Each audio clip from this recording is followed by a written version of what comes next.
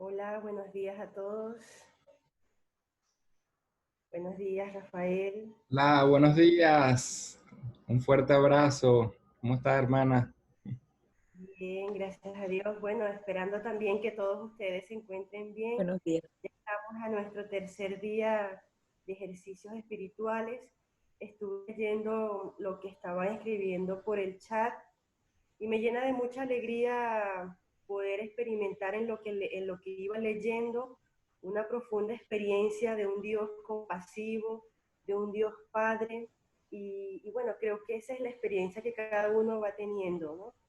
Relacionarse con un Dios que nos ama incondicionalmente, que abraza lo que somos, porque somos obra de sus manos. Nada, animarles a que continuemos esta experiencia pidiéndole a Dios que nos dé eso que venimos pidiendo todos estos días y que nos recordaba la canción que acabamos de escuchar, poder conocer profundamente a Jesús, que Él nos regale la posibilidad de conocer, de sentir, de experimentar misma, sus mismos sentimientos, su misma manera de ver la vida, su misma capacidad también de poder responder con amor a todo lo que se nos va presentando. Entonces, nada, que podamos disfrutar este día también, la oración, que ese espacio de oración, de encuentro con Dios, con su palabra, sea un espacio lleno de amor, de cariño, que lo podamos buscar, que lo podamos disfrutar, que sea un espacio realmente agradable, como que se siente acompañado por alguien que lo ama y que lo mira con ternura. Y nada, algunas, Rafael, de darte el pase, ayer que leía los correos, alguien nos preguntaba si existía la posibilidad de hacerte algunas preguntas con relación también a lo que tú nos vas compartiendo. Ya tú nos dirás si prefieres que lo haga por el chat, por un correíto o por aquí mismo, si tú abrirás el espacio. Pero bueno, para que sepas que algunos tuvieron esa inquietud Sí. y, y poderla tener en cuenta. Bueno, sin más, ponernos en manos de Dios y que Él nos regale el don de la oración durante este día. Gracias. Sí, podemos, al terminar la sesión del día viernes, podemos dejar unos minutos para un diálogo. Si traen de una vez ya las preguntas concretas para que el mayor número posible de personas pueda hacer una pregunta y así vamos al menos una media hora después que terminemos el encuentro del día viernes. O sea, que el que se quiera quedar dejamos una media hora más y podemos conversar sobre las preguntas, inquietudes que tengan. eh, Así que bueno, con gusto. Bien, antes de comenzar, los invito a que continúen pues acompañándose también con las hermanas que estamos trabajando pues juntos en la misma orientación de la espiritualidad pues ignaciana y a través de estos días, aunque sean breves, pero tratando de ofrecer un espacio de encuentro con uno mismo y a través de los demás con Dios, ¿no? Un punto nada más de recuerdo, que hoy comenzamos más temprano, pero mañana regresamos a las 10 de la mañana, el horario pues habitual, y el día viernes también a las 10 de la mañana, para que se acuerden mañana a las 10 y el mismo viernes también a las 10. Bien, nos preparamos entonces para dar inicio otra vez con la canción que es una oración y que caracteriza a esta semana. No es por repetirla continuamente, sino que ahí está la clave de lo que esta semana queremos todos buscar, ¿no? ¿Cuál es el modo de proceder de Dios que ha de ser el modo de proceder nuestro, tanto con nosotros mismos como con los demás con quien compartimos la vida? Entonces aprovechamos pues esta...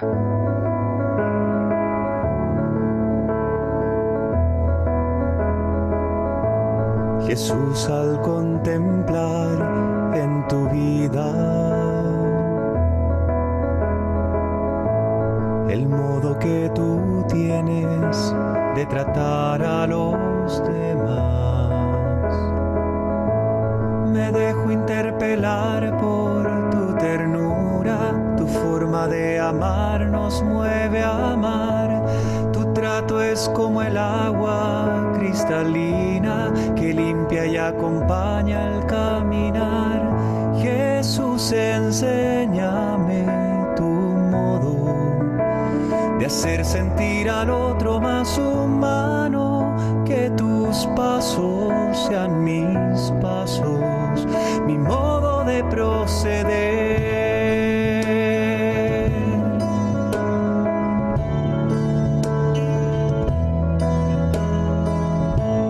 Jesús, hazme sentir con tus sentimientos, mirar con tu mirada, comprometer mi acción,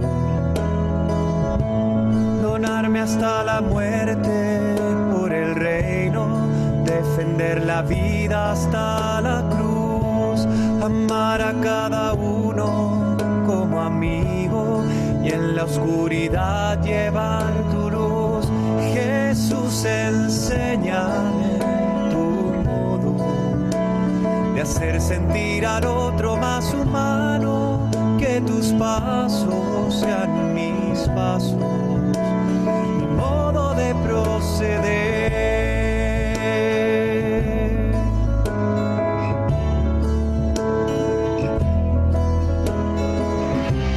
Jesús, yo quiero ser compasivo con quien sufre, buscando la justicia, compartiendo nuestra fe, que encuentre una auténtica armonía entre lo que creo y quiero ser. Mis ojos sean fuente de alegría, que abrace tu manera de ser. Jesús, enséñame tu modo de hacer sentir al otro más humano, que tus pasos sean mis pasos, mi modo de proceder.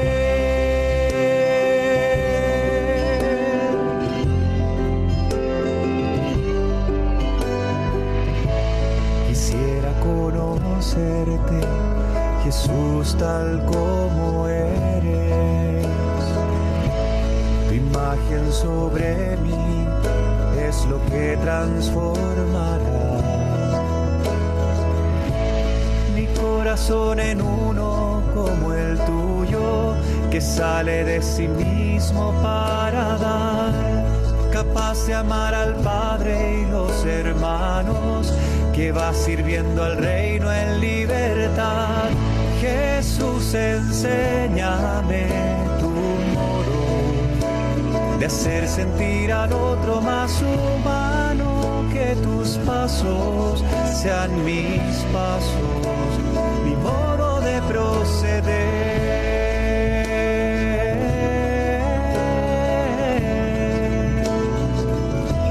Enséñame tu modo, Señor.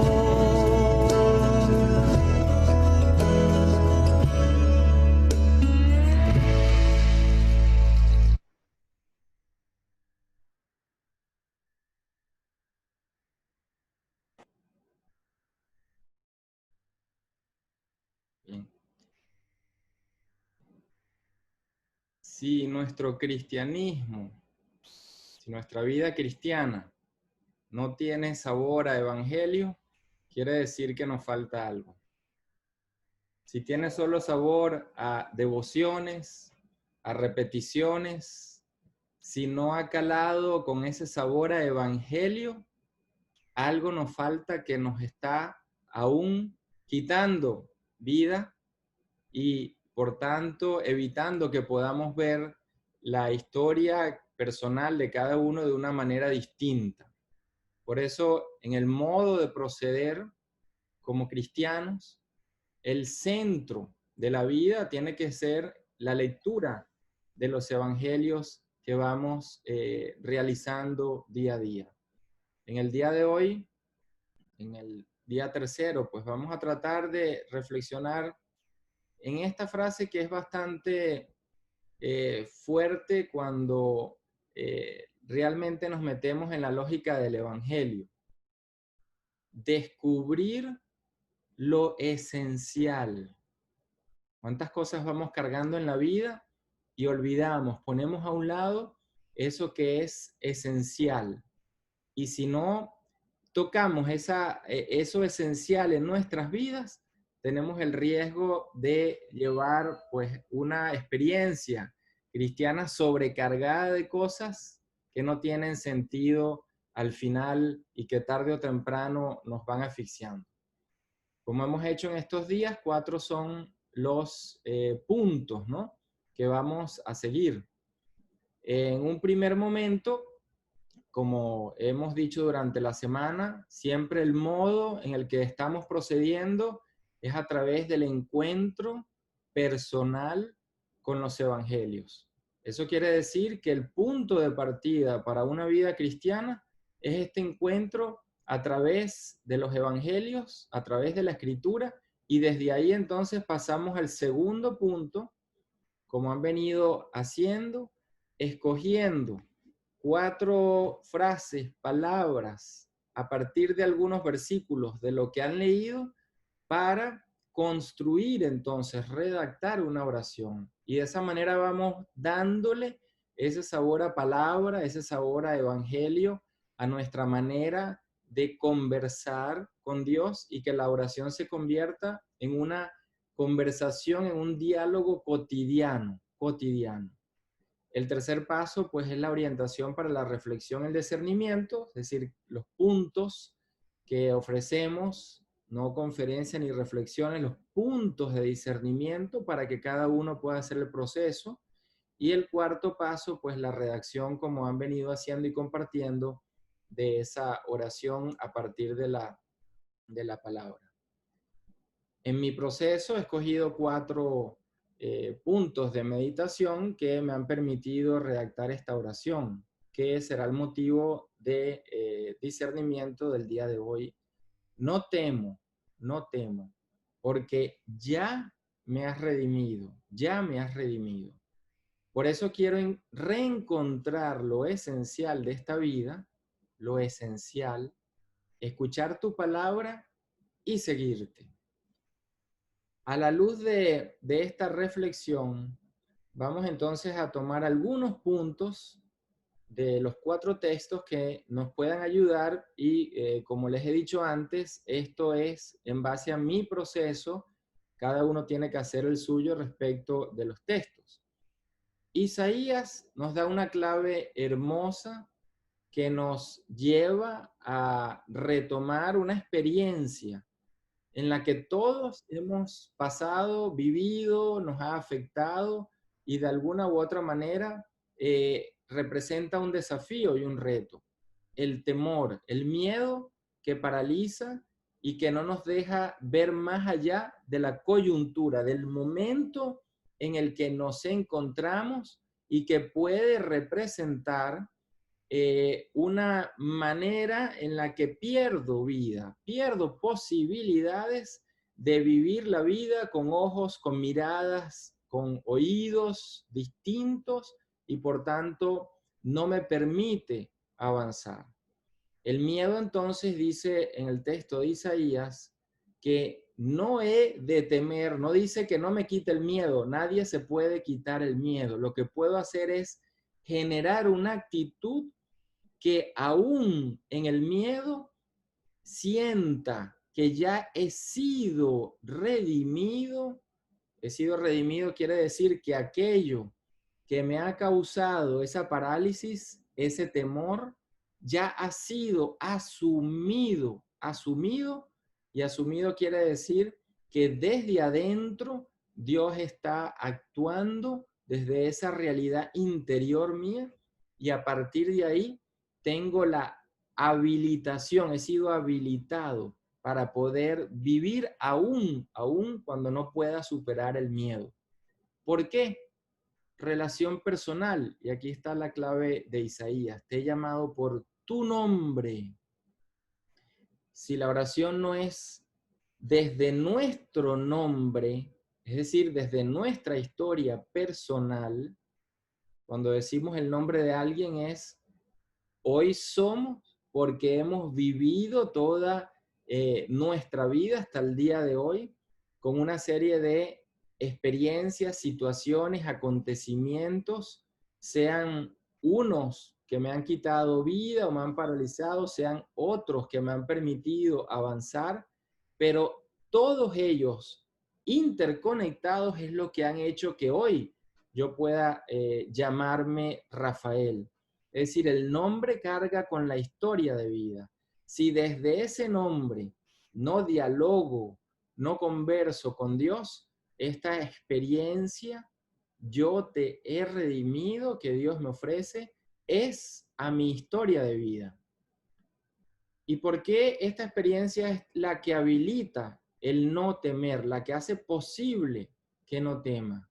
Yo estaré contigo, dice Dios. Es decir, el que alguien me acompañe es lo que hace que pueda vivir aún en el temor, en el miedo y en la desesperanza, en el desasosiego. Por tanto, el miedo no es algo en lo que me debe causar presión para superarlo, porque tal vez nunca lo pueda superar. Lo que puedo hacer es comprender que en ese miedo no estoy solo. Para comprender eso, necesito a alguien que me acompañe. Es decir, buscar al otro y no encerrarme en mí. Buscar a la otra y no encerrarme en mi situación que me asfixia. Entonces Isaías nos invita a esta relación personal, creer realmente, estar convencido realmente que ya he sido salvado aún antes del pecado, que ya he sido amado aún cuando no lo he experimentado, porque Dios me llama por mi nombre. Es decir, asume toda mi historia de vida, con su complejidad, con toda su trama. Lucas nos da otro punto para el discernimiento. Dijo a los discípulos, los versículos que yo tomé del texto que tienen abajo completo, por eso os digo, no os preocupéis por esta vida. No os preocupéis por esta vida, por vuestra vida, por esta historia, ¿qué comeréis? Ni por vuestro cuerpo, ¿qué vestiréis? Porque la vida es mucho más que el vosotros significa que la coyuntura que vivimos, es mucho más que el miedo que no puedo superar, es mucho más que el hambre o la situación en la que me encuentro. Es decir, aquello que vivo realmente me afecta. No es un invento, es realidad, está ahí. Pero la vida es mucho más que eso. Lo que me pone entonces Lucas es una gran decisión. Dice, no me preocupo, no me he de preocupar por la vida en el sentido de cargar cosas que no son esenciales y que me evitan movilizarme y ver más allá. No es que Lucas nos está diciendo que no comamos y que hagamos sacrificios y que no bebamos nada. Bueno, entonces si hacemos eso nos moriremos pronto, ¿no? Está hablando es dónde pongo la mirada, dónde pongo las expectativas, ¿Puedo vivir sin expectativas? Aquí está la clave. El mundo busca ansiosamente, es decir, cuando tengo expectativas, me genera ansiedad. Cuando asumo la realidad tal y como voy viviéndola y como va aconteciendo, voy poniendo a un lado la expectativa y la ansiedad puede ir asumiendo en mi vida, en vez de lo que me paraliza, aquello que me da posibilidad de ver la vida de una manera distinta. hemos insistido ayer que mientras más expectativas tengo de Dios, de los demás y de mí mismo, más me paralizo. Mientras más asumo tal y como vivo día a día lo que acontece día a día, aun cuando yo no lo haya causado, más puedo movilizarme para poder ver más allá de mi situación coyuntural y por tanto cambiar. Otra vez Lucas nos dice, como Isaías, no temas, no temas, porque vuestro Padre ha decidido daros el reino. Es decir, no me lo da porque lo merezco, no me lo da cuando supero la situación. Aquello que el primer día veíamos, no es que primero le pido perdón y después recibo el perdón. Si yo no he vivido en mi vida, si no he sentido, si en mis palabras, en mis gestos, en mi corporeidad, en mi mente, no hay experiencia de que primero he sido perdonado personalmente por Dios, todo lo demás será añadidura que me cree ansiedad. Si yo estoy en la expectativa de recibir el perdón, mientras crea que no lo reciba, estaré en una tensión y por tanto no viviré la gratuidad que Dios me ofrece en la relación conmigo cada día. Por ello, esta segunda clave es tan fundamental. Si el Padre ya decidió darme el reino es todo aquello que conforma relaciones de humanización. El reino es símbolo de relaciones. El reino es el modo como Dios procede en nuestras vidas. Y es aún más lo que Dios haría, pero al no estar completamente presente, porque esto es historia, tiene limitaciones, Él deja en mi propia vida la libertad y toda la posibilidad de hacer lo que Él haría. O sea, tanto nos ama Dios que confía en que nosotros, así hagamos el bien o el mal que no queremos, siempre estaremos haciendo ese camino que Dios quiere y espera de nosotros. Hemos también insistido en estos días que en nuestra existencia todo está interconectado y por tanto, aquello que yo creo que ha sido negativo, si lo asumo sin luchar con eso, me permite ver la vida y me permite descubrir una novedad que antes no había visto. Y por tanto, no vivo lo que pude haber vivido cuando paralizo, cuando trato de luchar y me pongo una expectativa frente a aquella realidad en la que me encuentro en un momento determinado. El tercer texto nos da en esa misma dirección otra clave. ¿Por qué gastáis dinero en lo que no es pan y vuestro salario en lo que no sacia? Lo que me está diciendo el texto es, ¿qué es lo esencial? ¿En qué pongo mi vida, mi mirada, mis pensamientos, mis deseos? ¿Qué es lo que realmente da sentido? No en este momento puntual, sino en largo plazo, en el modo como me veo hacia un futuro. Muchas veces ni nos preguntamos cómo nos vemos desde las opciones que hoy día hacemos en ese futuro por venir. Todo lo que decidimos hoy define nuestras vidas en nuestro futuro. Aunque podamos mañana decir lo mismo, todo lo que definamos mañana y todo lo que hagamos pasado mañana, es decir, siempre, en cada momento de nuestra vida podemos girar, podemos movernos hacia un lado, hacia el otro, podemos cambiar la mirada, pero eso significa que en cada momento a la vez, lo que en esa circunstancia decida, está definiendo, no es simplemente algo opcional ahí sin valor alguno, no. Todo lo que decidimos define, aun cuando no decidamos, en nuestro pensar, en nuestras expectativas, estamos ya definiendo el futuro de nuestra existencia. En Isaías se nos dice, porque con alegría y con paz saldréis, serás conducidos. Es decir, aún cuando yo no encuentre y no vea esa posibilidad más allá de lo que vivo, Dios siempre me ofrece la alegría y la paz. Aquí recordamos ese texto porque esto parece ilusorio, utópico, ¿no?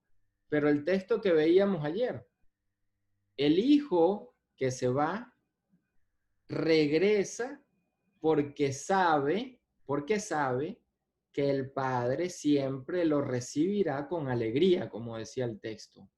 No con rabia para reclamarle, no para decirle, yo te dije que no hicieras eso, viste que te salió mal, porque el Padre siempre espera con alegría, podemos entonces en nuestras vidas, en nuestro pensamiento, en nuestros deseos, saber que siempre seremos acogidos aun cuando hagamos lo que hagamos. Por eso no es un texto utópico, ideal, que no puede ser alcanzado, porque no es lo que me dará Dios después, sino lo que Dios me da desde el inicio, que me hace a mí siempre saber que Él me ofrece esta asunción de mi vida y por tanto nunca el juicio aún haga lo que haga. En el texto de Marco se nos da esta expresión que define la vida de Jesús. Maestro bueno, bueno. Si quitamos esta manera como se define la vida significa los pensamientos, las actitudes, los gestos, y Jesús sería solo un maestro. Maestro puede ser cualquiera, aun cuando tenga la vida que deshumaniza o cuando tenga una vida que humaniza. Pero ¿qué es lo que define Jesús? Que es siempre bueno cuando es persona humana, cuando es maestro, cuando se relaciona con los demás. Es decir, lo que lo define no es digámoslo así, ¿no? La profesión, sino el modo de ser humano. ¿Cuántas personas, pues, podemos decir, ¿y qué eres tú? ¿Y qué haces tú? Y nos definimos en función de la profesión, en función de las habilidades que podamos tener desde un punto de vista práctico, técnico, académico, como queramos, ¿no? Pero no nos definimos desde lo humano. En mi vida oriento mi existencia para humanizarme y humanizar a los demás, es decir, ser bueno, u oriento mi existencia para ser mejor. Son dos cosas distintas.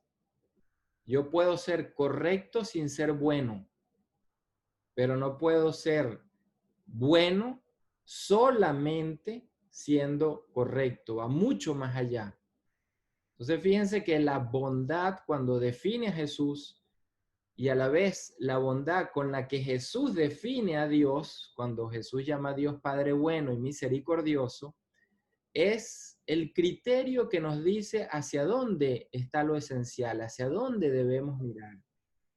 Y por ello entonces la pregunta que Jesús hace y que nos hace a nosotros desde esta experiencia del joven que está buscando en este texto. Ese joven que busca, decíamos ayer otra vez en esa parábola del hijo que sale a buscar y que luego regresa, ese mismo joven, aquí tenemos otra forma de comprender lo que sucedía en el siglo I, muy similar a lo que sucede en este siglo XXI donde vivimos. La búsqueda. El joven de ayer en la parábola del Padre Bueno busca un futuro, busca condiciones de vida mejor. El joven de hoy en este texto de Marcos está buscando aquello que da sentido a la totalidad de la vida, no a una situación de coyuntura que mejore mis condiciones económicas, mis condiciones profesionales, mis condiciones en cualquier sentido, pero que apunten simplemente al aquí y a la ahora. El joven de ayer buscaba cómo mejorar ese aquí y ese ahora. Este otro joven busca cómo asumir la vida más allá de lo que en este momento, con toda la tribulación y dificultad, estoy viviendo. Por eso la pregunta es en torno a la vida eterna, pero utiliza un enfoque completamente erróneo y por eso no puede tomar la decisión al final. ¿Cómo haré para heredar? Se pregunta hacia futuro. No dice cómo encuentro aquí y ahora ese inicio de la vida eterna. Está preguntando cómo la recibo. Esto es muy típico en muchos de nosotros, ¿no? Cuando creemos que si hacemos el bien, recibiremos la vida eterna, si hacemos el mal, recibiremos el castigo eterno.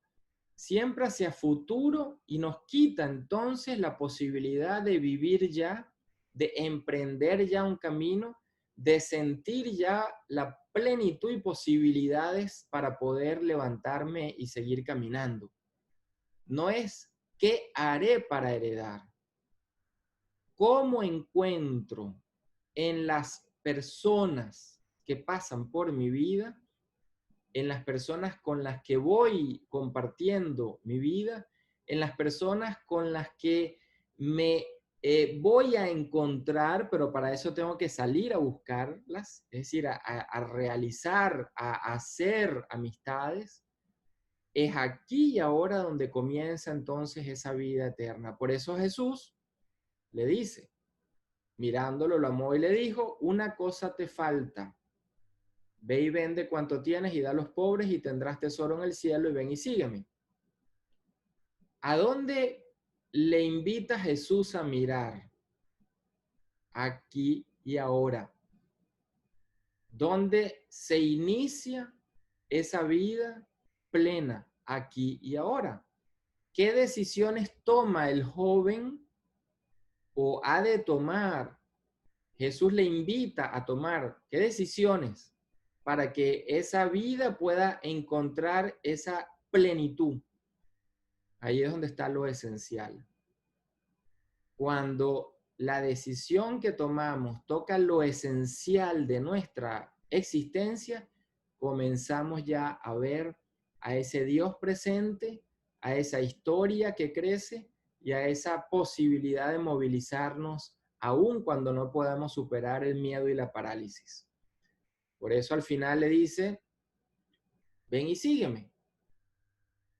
¿Qué significa sígueme? Así como Jesús en su estilo de vida busca, vive y propone lo esencial, así nosotros estamos llamados a realizar eso que es lo equivalente a lo que Jesús haría si estuviese hoy aquí con nosotros. El sígueme es cómo hoy puedo realizar lo que Jesús haría si Él estuviese aquí. Como no está, me ha dado la responsabilidad desde el amor de poder realizar un estilo de vida como el que Él vivió. Por eso no es que te falta, le dice, algo desde el punto de vista moral. No es que te falta algo que no has hecho desde una manera de entenderlo como ayuda puntual al otro, un asistencialismo. ¿A dónde coloco mi corazón, mis pensamientos, mis miradas? Por eso el joven al final se va triste, porque entendió que se trataba de sacar de su vida cosas, no de transformar relaciones. Pensó en las cosas que tenía, mas no en las relaciones que ha vivido. Como otra vez recurrimos a esa parábola fantástica, pero que al cambiarle el nombre a la parábola la deformamos. No es el hijo pródigo, es el padre bueno. Si coloco el acento en el hijo pródigo, estoy dando énfasis a lo que el hijo hizo saliendo, yéndose. Si coloco el énfasis en el Padre bueno, doy énfasis a esa imagen de Dios que siempre está ahí para mí, sin enjuiciarme, esperándome con alegría, abrazándome. Pues acá el hijo, este joven, tenía una imagen completamente distinta a la imagen que Jesús tenía de Dios. El joven acá puede ver que Jesús es bueno, pero no puede ver que Dios es bueno, el Padre.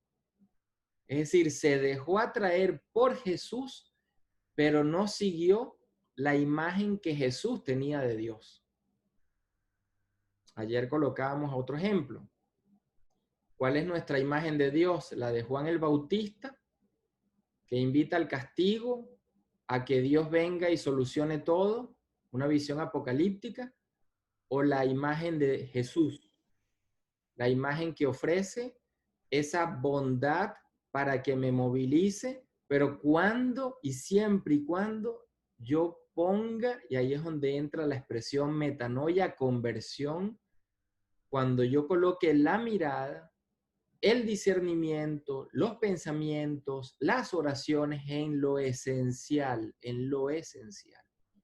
Esto cambia, por tanto, nuestra forma de orar, porque yo puedo estar orando en base a lo que sobrecarga mi vida y no en base a lo que es esencial y por tanto hace posible que mi vida vea más allá. Típico es cuando solo oramos pidiendo o cuando solo oramos en función de algo específico, pero no desde las relaciones en las que voy humanizando mi vida, que pueden ser relaciones de agradecimiento con Dios, que pueden ser relaciones de consolación, cuando siento que Dios ya me perdonó, me abrazó, que pueden ser relaciones simplemente de conversación cotidiana. Voy caminando en la calle, voy caminando, voy manejando, voy haciendo lo que hago, voy conversando, eso ya es oración con Dios. La cotidianidad conversada es la clave para ir construyendo lo esencial en la vida. La cotidianidad conversada con Dios. De aquí que resumimos las cuatro frases, los 4 puntos, ¿no? Para la meditación en estas expresiones. No temo, no temo, porque me has redimido. No dice supero el temor, no dice me quitaré, no dice voy a luchar para que no aparezca más temor, ¿no? No temo porque me has redimido. Es una manera de decir, aunque tenga miedo, no estoy agotado, no estoy terminado, no se acabó el mundo. Puedo ver más allá porque ya me has abrazado, redimido, salvado, abrazado. Por eso quiero reencontrar lo esencial de esta vida. Lo esencial, no lo que más me carga, no cosas puntuales. Lo esencial, relaciones, el modo de proceder, el modo como voy humanizando mis gestos, el modo como voy humanizando mis palabras, el modo como voy humanizando mis pensamientos, el modo como voy leyendo de nuevo mi historia de vida sin querer ponerla a un lado. No temo porque me has redimido, por eso quiero reencontrar lo esencial de esta vida. Quiero escuchar tu palabra, ahí está la clave de cualquier relación humanizadora, de cualquier oración, de cualquier experiencia de vida cristiana, escuchar la palabra, no la palabra del otro que me explica la palabra de Dios, la palabra de Dios que se hace en mi vida una manera, un acontecimiento, un modo a través del cual Dios me va formando, me va humanizando, me va acompañando. ¿Para qué? Para seguirte, para seguir a Jesús, para seguir ¿qué de Jesús? Otra de las preguntas que nos tenemos que hacer para descubrir lo esencial. ¿Qué entendemos de Jesús? ¿Qué seguimos de Jesús? En el fondo, ¿qué nos atrae de Jesús? Si no me pregunto eso y si no trato de buscar una respuesta, entonces estoy siguiendo a un Jesús abstracto, al Jesús que me enseñó otra, pero no al Jesús al que yo sigo. Seguir es relación. ¿De qué modo Jesús me atrae? ¿Qué es lo que me atrae? ¿Qué gestos? ¿Qué frases? ¿Qué maneras de acercarse? Y antes de hacer la pausa de la canción oración que tendremos, una pregunta muy directa, ¿no? Jesús se dejó convertir por una mujer que fue la mujer sirofenicia. Jesús fue más allá de lo que se llamaba el Gran Israel, pues es decir, donde la mayoría se creía ya justo, salvado, y sale de esa zona, va a la zona sirofenicia, que era una zona donde los judíos a lo largo de la historia habían ido y se habían mezclado.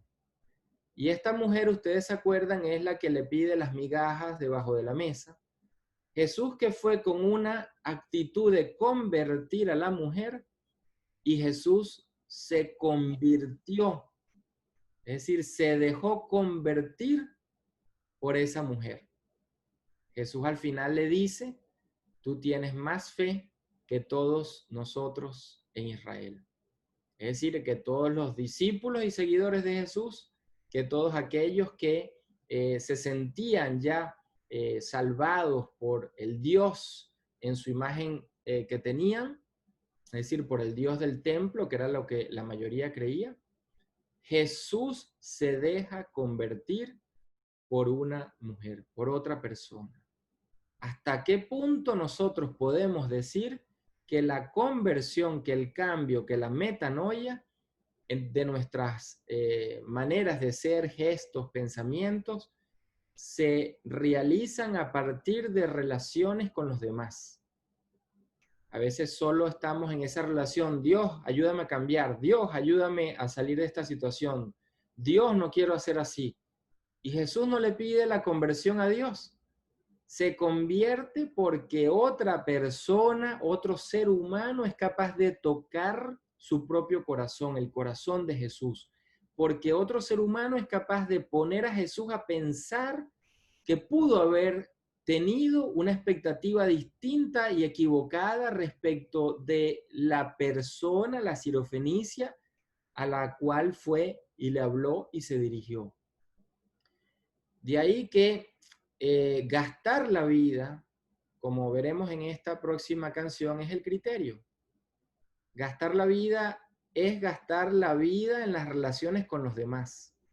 Y si gasto la vida en mis relaciones con los demás, puedo entonces decir, es posible que me deje convertir.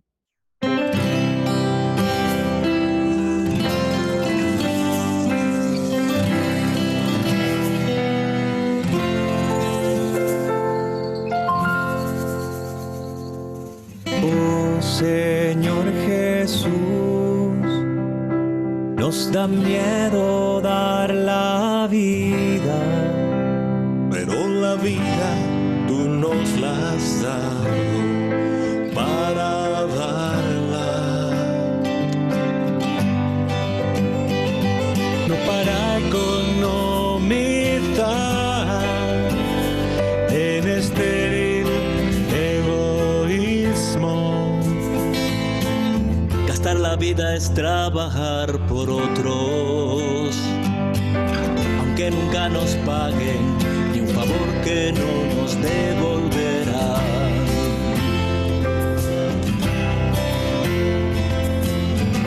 Gastar la vida es lanzarse y aún fracasar. Gastar la vida es tal vez quemar las naves por la gente.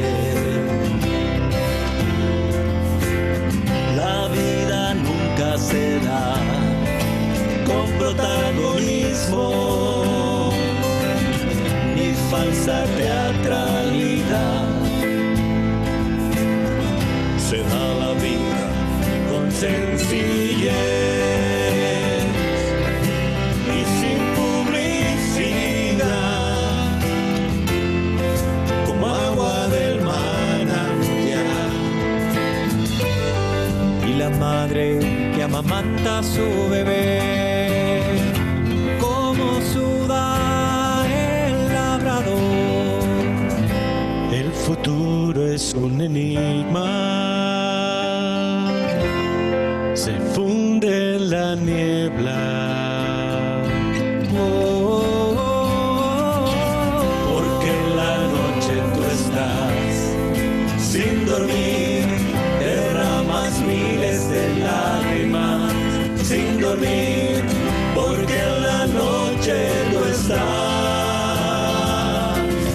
porque en la noche tú estás sin dormir, derramas miles de lágrimas sin dormir, porque en la noche tú estás.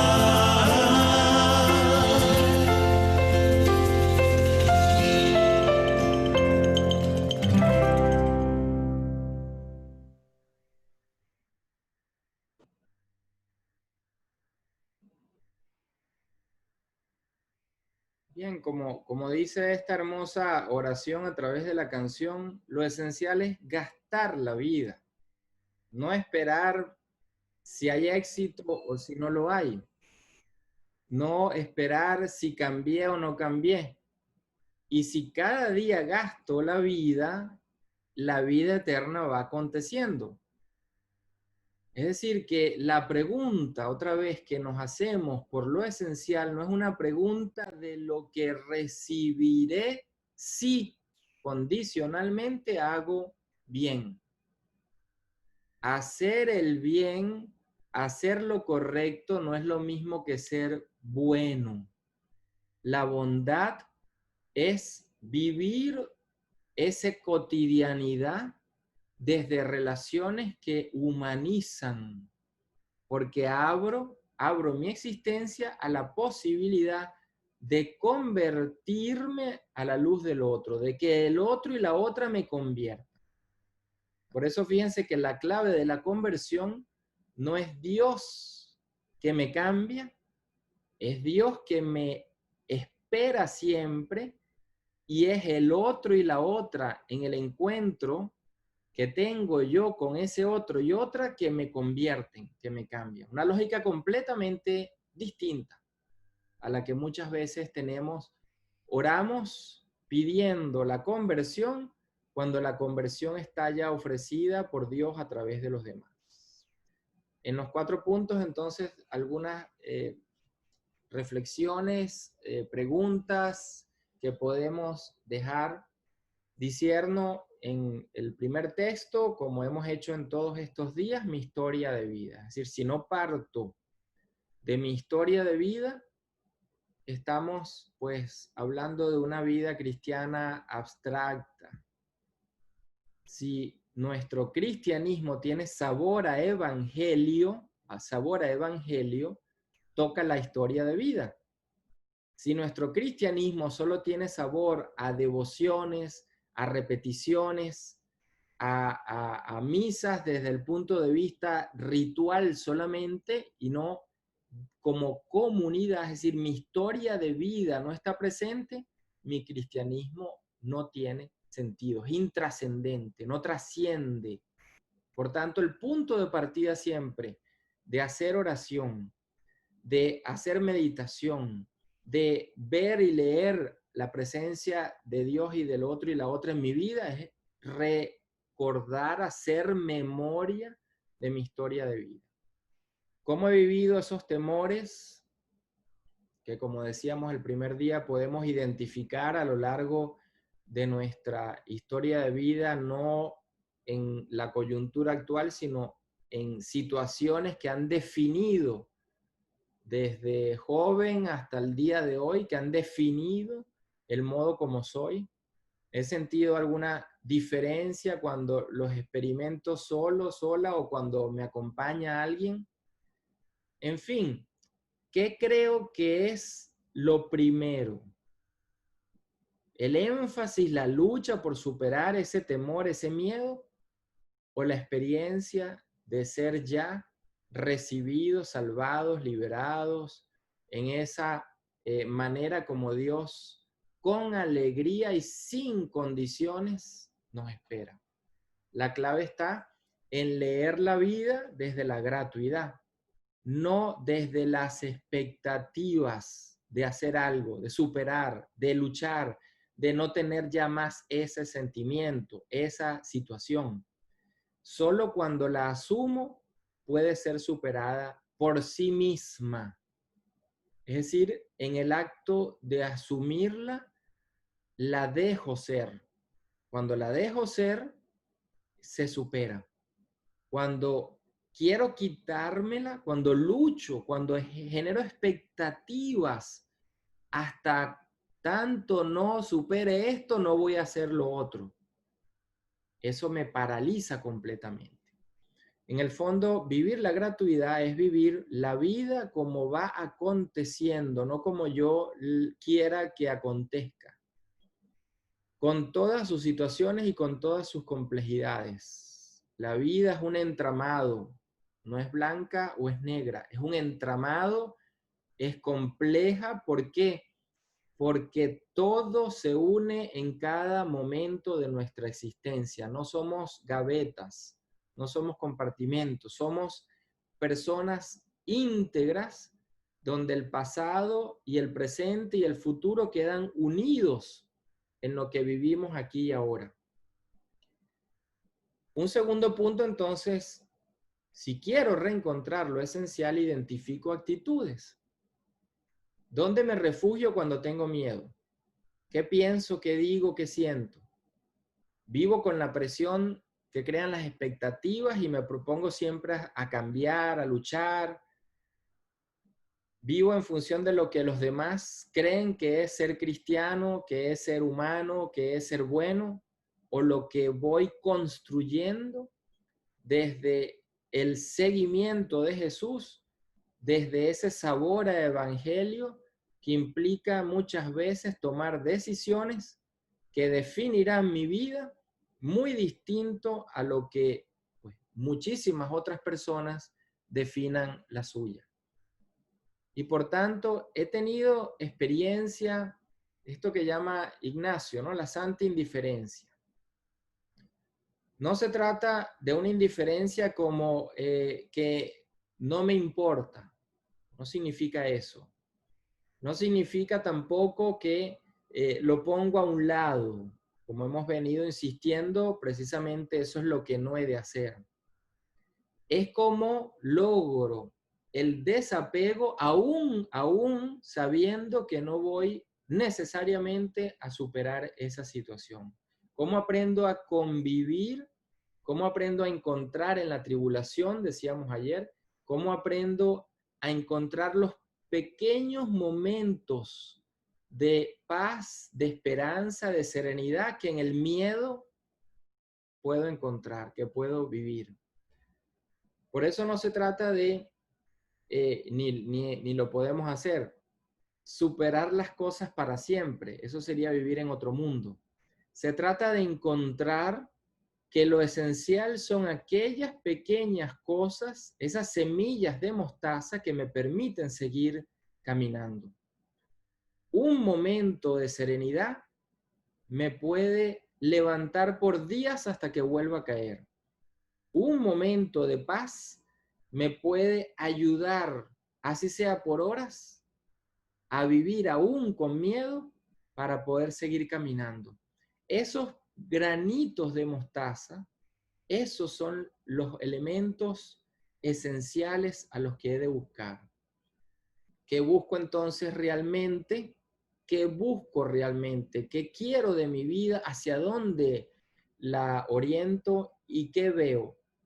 ¿La profesión o la bondad? ¿Lo que hago simplemente, las cosas que hago? ¿O el modo como me relaciono y por tanto el modo como humanizo y me dejo humanizar? Tercer punto, escucho tu palabra. Y aquí ciertamente estamos en una situación muy difícil porque esto cambia la imagen de Dios.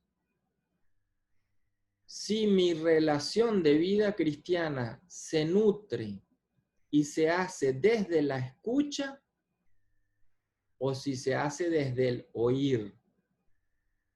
Oigo al otro pero no lo escucho. Oigo a Dios pero no lo escucho. Oír siempre es una intermediación, es decir, a través de otro, a través de otra. Escuchar significa relación personal.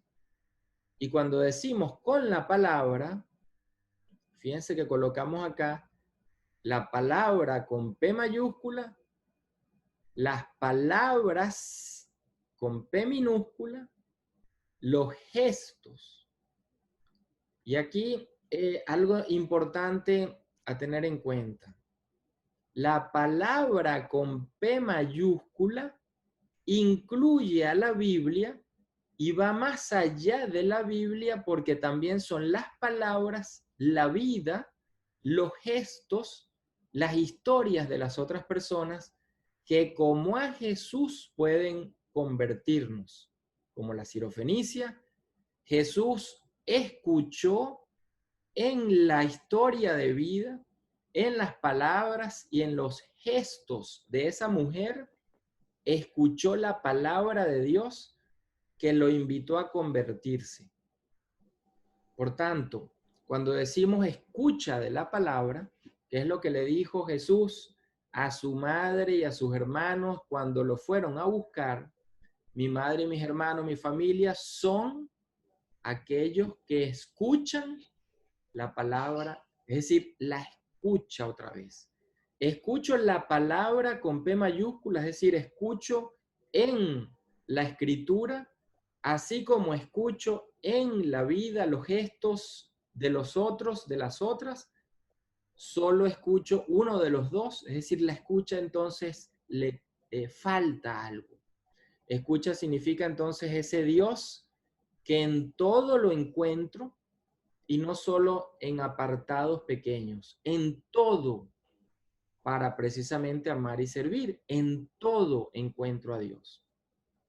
¿Y cuál es la finalidad? Pues seguirlo. No simplemente saber más de la escritura, no conocer más simplemente a otra persona. Es decir, porque lo sigo, voy entonces construyendo, generando, descubriendo ese nuevo corazón que es un nuevo inicio. Pero esto es todos los días. Todos los días caigo y me levanto. Todos los días voy del corazón de piedra al corazón de carne, como veíamos ayer.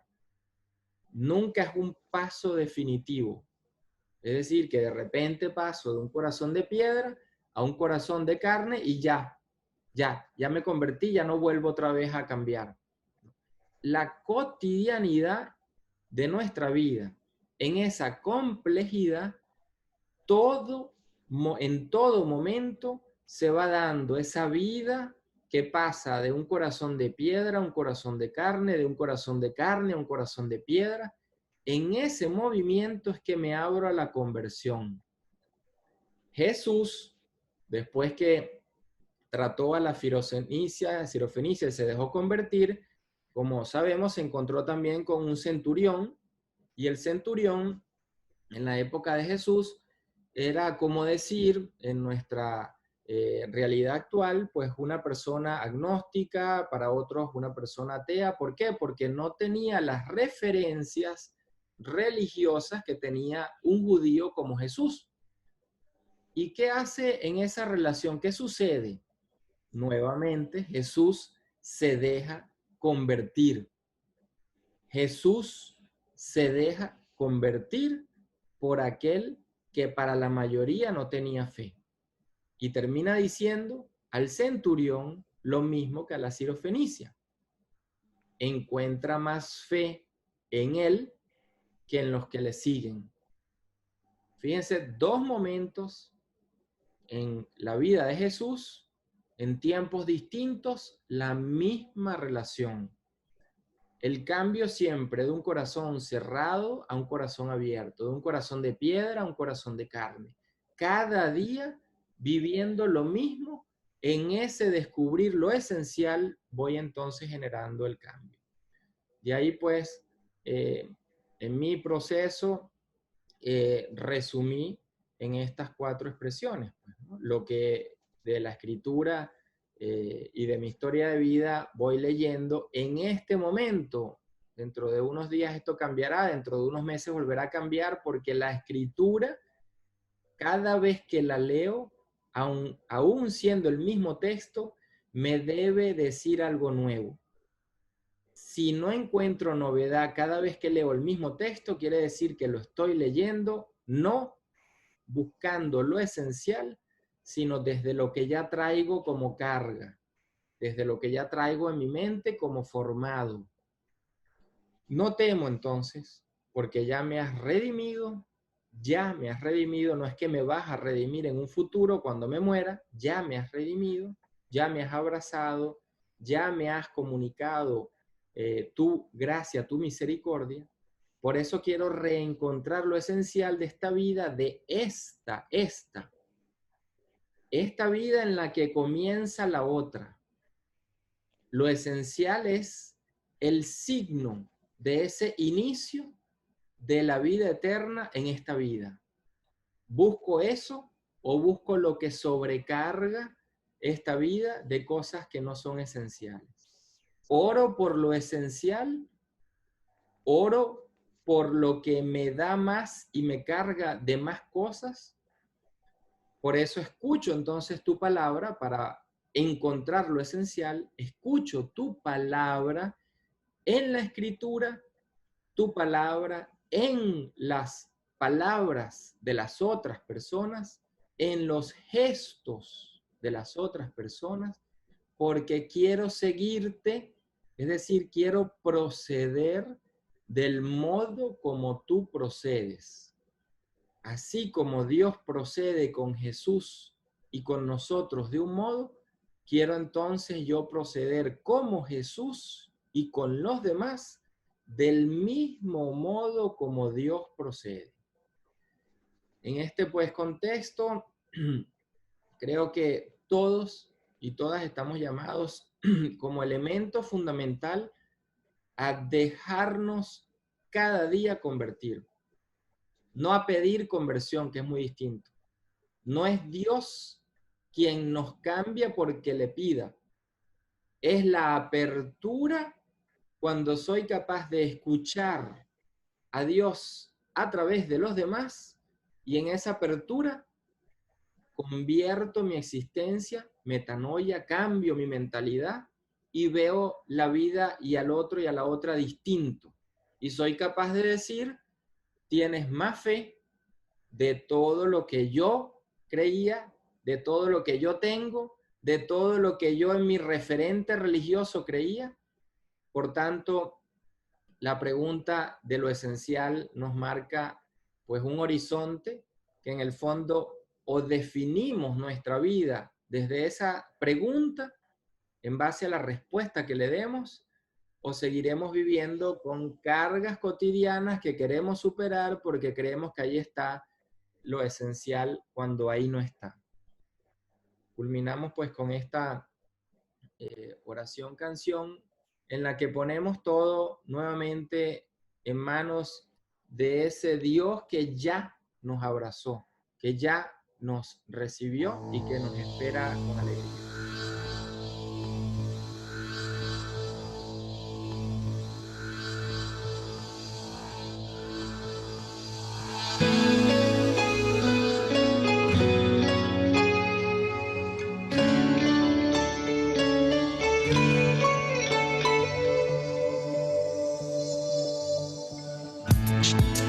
Tomad, Señor, y recibid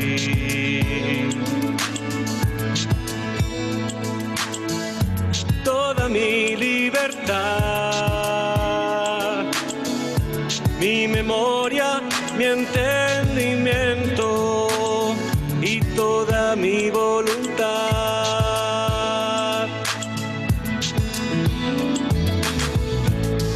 Todo mi haber y poseer.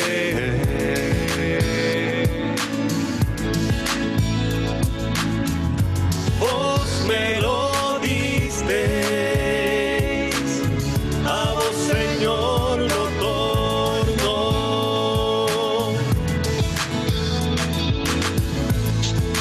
Todo es vuestro.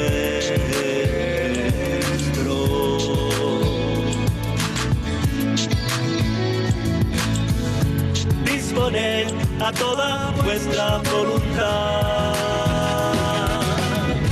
Dadme vuestro amor y gracia, porque esto me basta.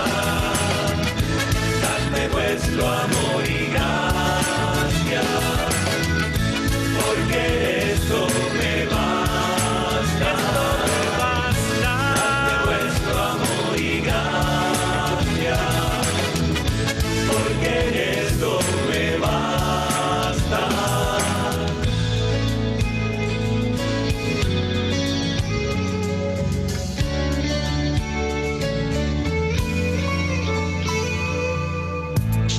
Tomad, Señor, y recibid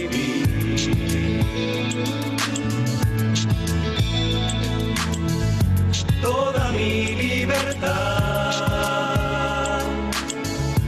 mi memoria, mi entendimiento y toda mi voluntad, y toda mi voluntad. Todo mi haber y poseer.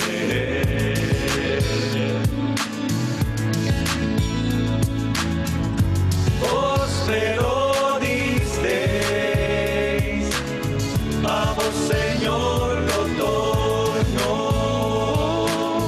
Señor, todo es vuestro.